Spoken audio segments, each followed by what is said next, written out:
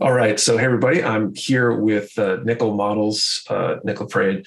He was one of the 5 judges for the Mecha Warehouse Presents Repaired contest. And we're basically just going to go through a bunch of the repaired entries. We got permission from the majority of the contestants to kind of give some judges feedback, talk about their builds, what was good, what maybe could have been better, try to give them that feedback to help them push themselves to that next level next time.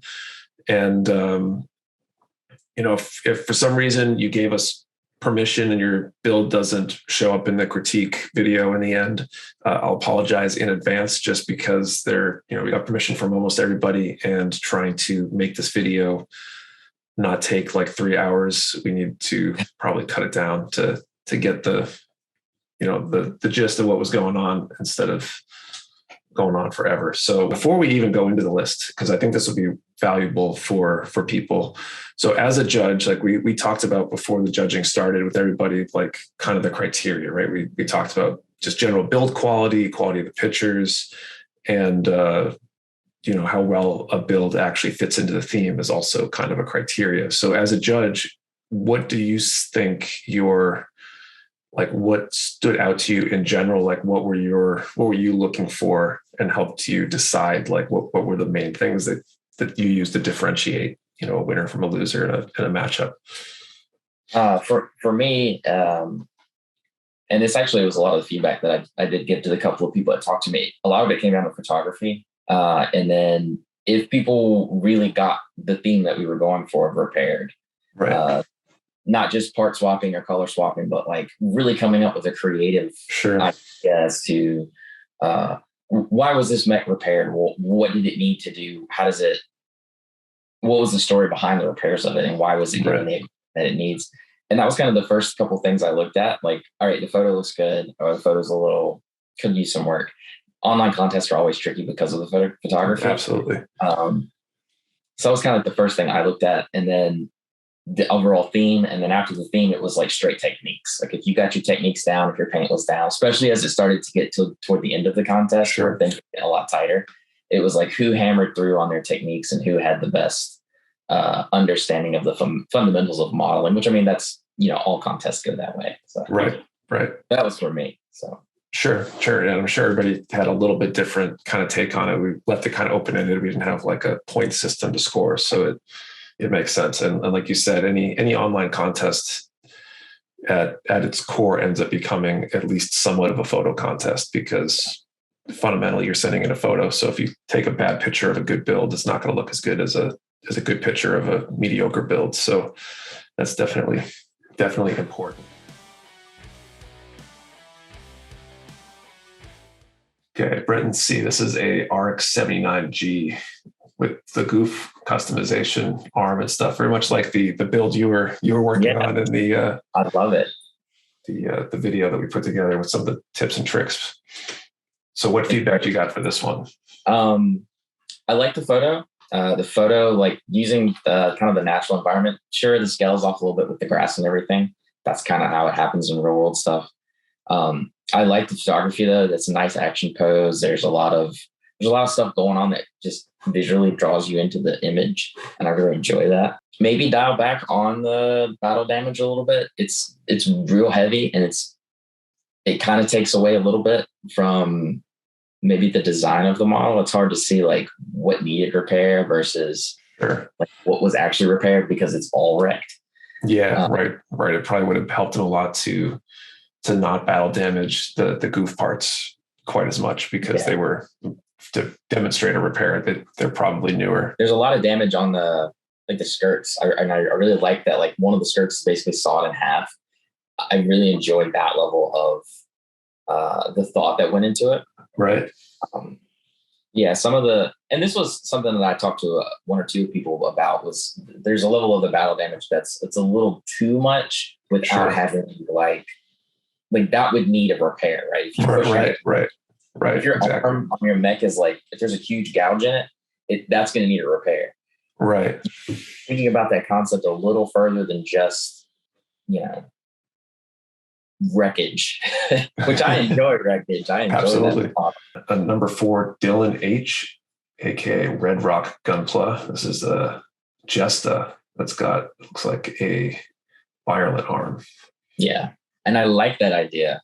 Yeah. I just wish it was from the other side. Yeah, that was my immediate, when I first saw this picture, it's like, it took me a second when I was looking at the small thumbnail, scrolling through pictures as entries were coming in. I was like, what did he do to that? It looks like a Jesta. And then when you look at it closer, you see that other arm hidden by the gun in the background. And it detracts from what is otherwise like an awesome idea, and really not cool. a bad execution either. Like it looks like I just want to see the other side. Yeah.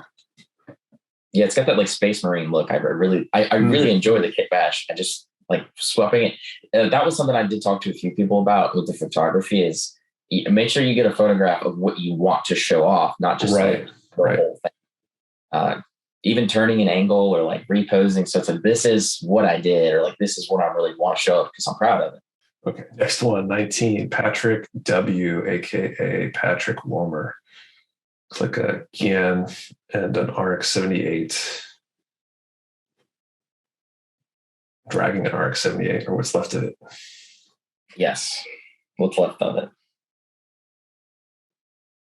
This is one of those, this is like photography. Like, yeah, definitely. If it's a really simple build and it's a really straightforward build, you know, there's like cool Norse stuff going on in the background.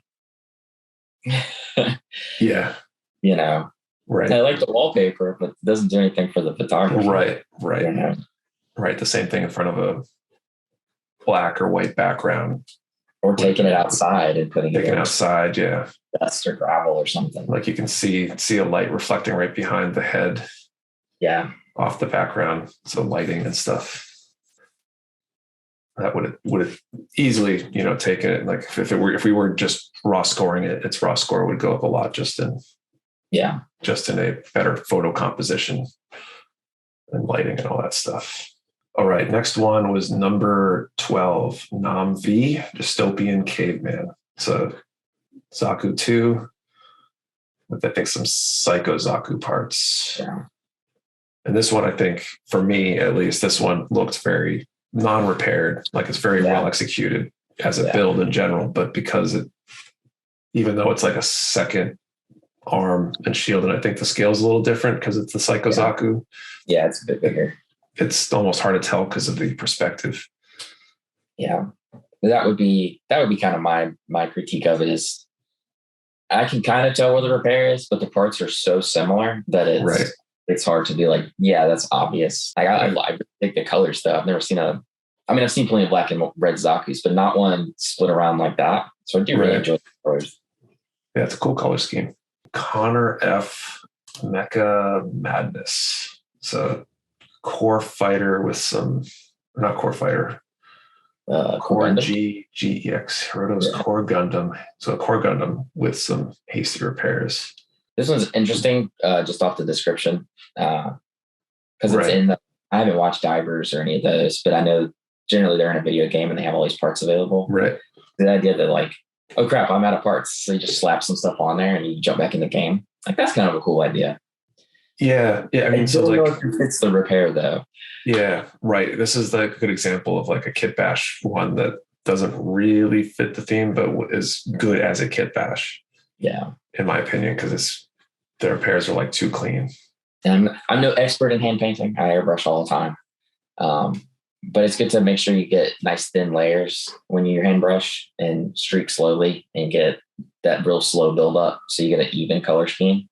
There's a little bit of heaviness going on. Like even little things like that, when I start judging events, I'm like, all right, who did this a little better than this other person? Right. Right. Number 30, Joseph H, aka Aeromoose on Discord. It's a Jesta with a Leo arm and shield.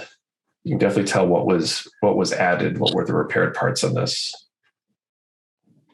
Partially because it's like a spare tire on your car, right? When you get the little donut, you can kind of tell. Yes. Yeah, I've talked to him a little bit about this one.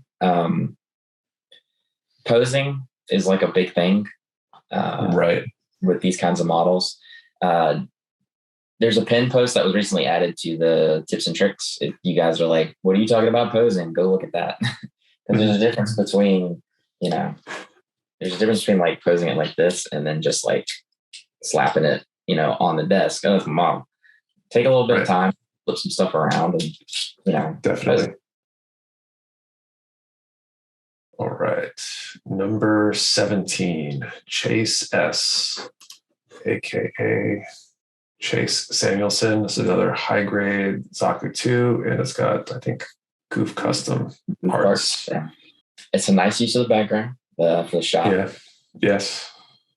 The stars are good, or like the space background's a nice, and I do like that the shield is cut like where the arm is lost at, so it looks like the whole thing was gone with the shield included. But the goof parts are real similar to Zaku parts. So it's a hard sell on the repair. I could 100% though, with that said, I could 100% see this repair like in the UC timeline. Yeah, this is very realistic. You know, like I do like that where the arm was cut off, the shield being cut off. That's really, and there's even like, sell that too. Yeah, there's even like a score mark on the underside of the armpit there, which like thinking do that was incredibly clever, and I gave it a lot of marks for that. Yeah, it's really subtle, but helping build up to the same storytelling. Yeah. There's some really cool stuff going on in here. I think it was up against some stiff competition. So. Yeah, absolutely.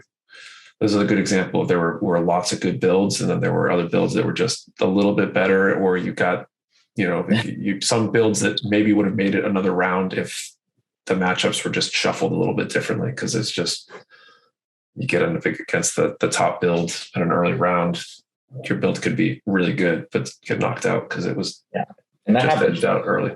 That happened It definitely did. Okay, next one was number 3, John M, aka Junktown Gunpla, and this is the gun tank with legs. The name checks out. I like it. Yeah. It's like it's almost like reverse, like the original Gundam series where the RX would like jump off and jump on the gun tank's legs and like roll around and shoot stuff. It's like a reverse version of that. Right. Yeah, it's definitely a like a unique kind of idea of putting legs on something that wasn't supposed to have legs versus adding wheels or tracks to something that normally has legs. It's kind of the opposite. Cool concept. I don't remember what it's called, but there's some mechs in Macross that have basically like this look. They're just giant tanks on legs. Right. Yeah. All the like the Mech Warrior, BattleTech, there's a whole bunch of series that have that same kind of like beefy top end with small legs kind of feel. There's things for the theme that I would have maybe liked to have seen more, maybe more of, because to me it really feels like a singular unit instead of something that was repaired or rebuilt. Right. It looks like an alternative. Yeah. As opposed to something that got hurt and needs around, or adding a little bit more weathering here or a wash there, or a little bit of physical damage there, some chipping here and there would have been nice. Sure. I do like the photography though. It's got that nice up angle, so it gives it a little bit more feeling of scale. I feel like that up angle shot, any up angle shot would be helped so much by something like small in the foreground to give you that, like to even help that scale even more. Like whether that be like a little scale figure or something to give you that kind of vibe. You get the figure in the foreground and then back in the sky, which was probably hard to do because you only get one shot. Yeah. So it's not like you can take one where the mech's out of focus or something. Right. Okay, number 20, McCord G, aka MWG. This is a Hyzak. I like this one. This was a good one. Very cool pitch. I like the hanger. Looking back. The hanger. The chains on the legs give it this really neat, like aquatic feel, but I don't even know why they make that feel aquatic. I don't know. That was what I went. It's probably that plus the claw hand. The claw. It's got a little bit of aquatic suit vibe there. This is kind of the opposite of the last photo I think we saw, where the model is a little rough and ready. Right. But the photography kind of sells it. Yeah, right. You get definitely strong focus on the suit, and the background's just a little bit blown out. There's some harsh lighting, which gives you heavy scale. There's a unit in the background. There's like a ZGOC or something. You can't really see it, but that's okay. You don't need to. Yeah. That's probably where the hand came from. Yeah. It tells the story a little bit. Okay. Next one, number 23, Jordan H, aka Harpy 5150. It's an RGM 79 Type C. This one, kind of like one or two of them we talked about earlier. It's a little heavy on the like battle damage all over the unit. Right. Yeah, it's hard to tell what's new and what's old. You see a lot of different colors and pieces that are together. Yeah. It looks almost like the whole thing was built out of scrap parts rather than junkyard bot. Than repaired, yeah. Which is cool. It just doesn't exactly fit the theme and what was asked. That is something to think about with the battle damage, though. Is you're not gonna have it everywhere. You're gonna have it in spots. Even like a fully repaired unit isn't gonna have it everywhere, or they won't have the same type. You know what I mean? Sure. That's definitely like a critique or some feedback I'd give for that is like, think about how you want that damage to show and not just like, I know that it's like when you do this the first time, it's real easy to just go in and just do it everywhere because you get carried away. You're like, oh, this is fun. But right. Dial it back a little bit. Number 14, Dennis D, aka Den's Doom. This is a Bird Buster or something? With some parts on it. Called Bird, something like that. Verde, I don't know. Verde, something like that. I like that it's in a hangar, Yeah. And it's like the repairs in progress. Yeah. That arm is suspended by some sort of claw or something. Yeah. That's clever being like, there's a claw off camera. I'm totally just holding it with pliers. Right. But it's believable. It is believable. I think for me, one of the things that stood out, I think there's another build like this too that we'll probably see later on as we go through these. Using the wires for these cables is a really good idea. Yeah. I feel like they look way too brand spanking new. Yeah, they're a little bit. They need to be like, slashed up a little bit or something, or put in a wash or something to make them look a little bit dirty or used. Because even if they're new, they're going to look a little bit more matte. And just swapping them to duller colors, because your eye kind of goes to those cables because they're the brightest thing on the screen. Right. Exactly the same ones, but in a duller color. We're just toned down with some sort of wash or something to make them not as bright.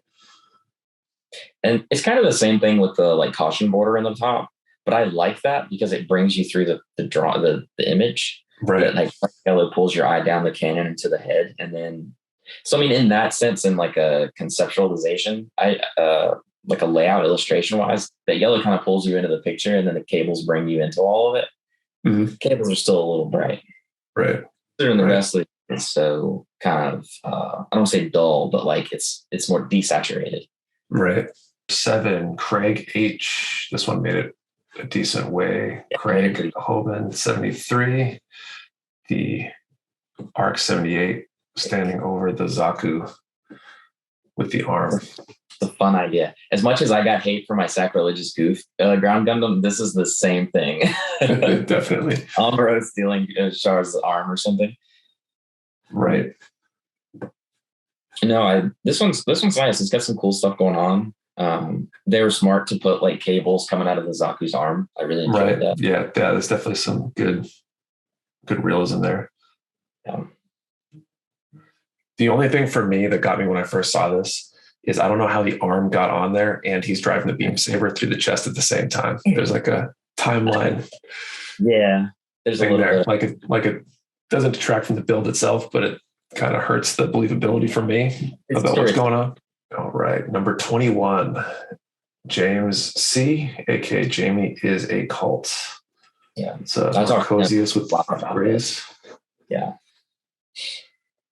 It's a lot of nice things going on in this one. The photography, it's really there's some nice shot, with the background being strong. And I talked to him about the ground. Maybe he could have weathered it a little bit or made it a little darker. But I even hesitated to tell him that because I was like, that ground pushes everything else forward. So maybe, maybe that's not even like, maybe this is completely fine. The weathering on the leg is a little heavy. Right. Considering it's the repaired part, I assumed. You wouldn't want to swap out like the jump part of the other suit for the part you need to fix, unless it was like desperation or something. Yeah. Right. So it's a little harder to buy that story because of that. This is one of those cool models where, like, I want to see the next couple he does. Sure. Like, learning this one, he's gonna be able to build some really cool stuff. Yeah, definitely. There's a whole bunch of people in here like that. Like, I'm not just. Absolutely. I mean, like we've already pointed out a few that I know entered last year, and they've leveled up so much in a year. Yeah. So next time it's going to be even further for some of these people. All right. Number 29, Chad P, aka Gunpla Viking. I really like this one. I think this was my favorite. This was like your pick, right? From everything, mostly because I like the heavy arms. Yeah. And I like dioramas. And this is the other one I was meaning with the cables, where the cables are, I think they're less obvious than the other one, but they're still look, to me, like they look like the wires that they used rather than look like cables. Yeah. To me. A little bit of something, whether that be just roughing them up somehow or a wash or something, might have made that a little bit more believable there. Take them and like, take some like sandpaper, like actual like paper. Yeah. And just run them through it, and it'll get rid of that. Yeah, like, the sheen on it. Yeah. Help them feel more in scale. Because it was also like very, like the use of them were really good. Having those cables going into the arm, like the shoulder socket there, was really good. Just that would have taken it a little bit further. And to me, a lot of the repairs on this are subtle. Yeah, they're real subtle. That was kind of one of the things that once it got up, because this one went pretty far. That was for me. It was like, all right, how repaired is it? The leg, I like the foot swap. This was like it would fit at home in like a train diorama, and I like that a lot. Right. I like the little forklift that's bringing it, this crazy gun thing. I can't tell if the arm is being put on or taken off. Like, it'd have been nice to have seen, like, especially if it's coming off, like what's going on there. Right. Even if it's from wing where they took the lower arm off and put the Gatling on, and then you had the beam saber. Like, if that lower arm was coming off or something, that would have been right. Yeah, that definitely would have helped.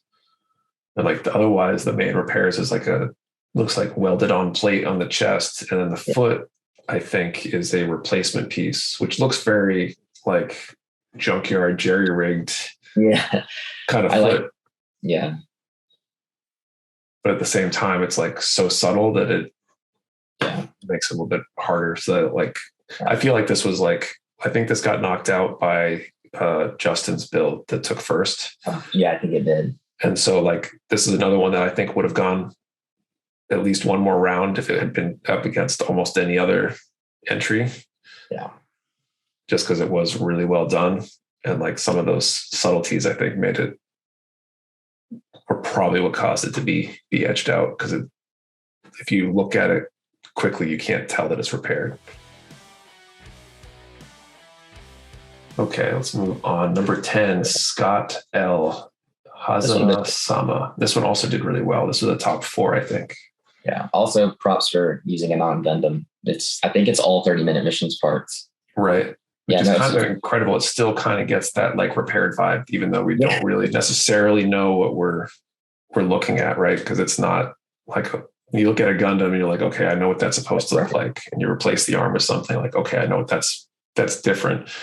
And it still kind of has that kind of something's been done to this vibe, even though it's like, I don't know. How did you see this one when you were judging it? I had kind of that same look because there's a ton of colors going on, and in my mind, I took some of the like the blues and this giant arm cannon. I took that as being kind of the repair. Right. The whole kit is weathered the same, so it was hard for me to be like, I see the repair. It's really obvious. Yeah. So that would be like, because there's really good stuff going on in here. Sure. I don't know if it was fully painted. Some of the parts look like they were the original plastic. The photograph, it's hard to tell sometimes. Yeah. And I know 30-minute missions kits are like crazy colors, which is awesome. I like that. But yeah, if the like cannon had been like slightly less weathered, or one of the legs had been like so the leg in the front, right? The two legs, the leg in the front definitely is different than the leg in the back. Yeah. And looks like it's got less armor and less stuff on it, like almost like it's been cut down or bare minimum repairs. And that big arm cannon thing could be a repair for sure.